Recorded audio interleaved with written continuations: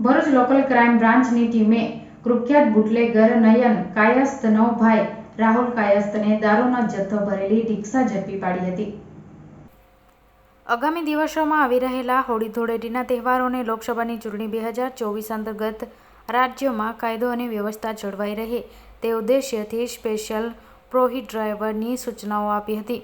જે અનુસંધાન જિલ્લા એસપી મયુર ચાવડાએ જિલ્લાના લિસ્ટેડ બુટલેગરોને ચેક કરવા, નેશનલ અને સ્ટેટ હાઈવે ઉપર પેટ્રોલિંગ રાખી શંકાસ્પદ વાહનોને ચેક કરવા આદેશ આપ્યા હતા.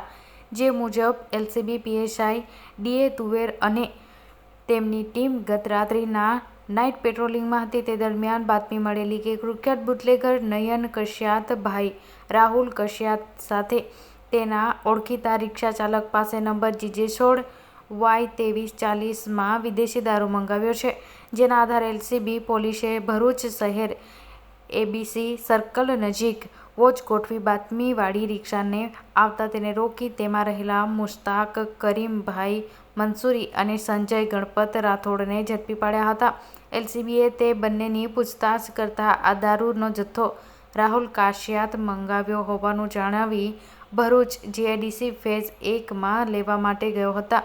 ત્યાં એક સિલ્વર કલરની નંબર પ્લેટ વગરની સ્વિફ્ટ કારમાં એક ઇસમ આ દારૂનો જથ્થો આપી ગયો હોવાનું જણાવ્યું હતું.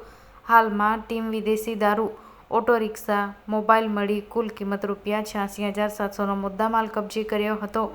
જ્યારે બુટલેગર રાહુલ કશ્યાત અને કારમાં દારૂ આપવા આવનારને વોન્ટેડ જાહેર કરી તેમની પકડવાની કાર્યવાહી હાથ ધરી છે.